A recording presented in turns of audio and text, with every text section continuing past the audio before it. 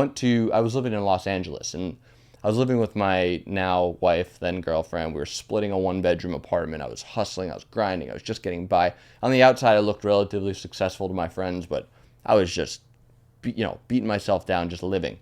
And a friend of mine who was an NFL player invited me to Tony Robbins event, and I had never been to Tony Robbins before. I was like, sure, whatever, I'll go. And we did a visualization exercise where you imagine yourself as someone else who loves you, like who just cares and wants the best for you. So I thought of my aunt because she always wants the best for me. Mm-hmm. And in this visualization, you're walking up to your future life. You're looking at your future house, your future cars, pictures of your family on the wall in the house. You walk upstairs, mm-hmm. and then eventually you get to a mirror in the bathroom, and you look in the mirror, and it was you the whole time. And it was like I got the craziest chills and goosebumps because I visualized my future life not from my own limited perspective, but from the perspective of someone that didn't have any limitations on me.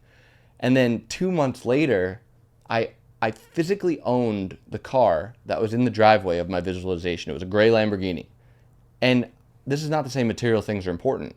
The thing to say is that I had negative $10,000 to my name, and then I owned a $250,000 car 60 days later in a way that I never could have imagined it happening. It wasn't a linear strategy. It was things just happened and shifted. Well, your wife is a real one. Yeah. She stuck around. -10 to, Lambo. And now we got another baby on the way too. She's so the family's building. Love it. Yeah. So what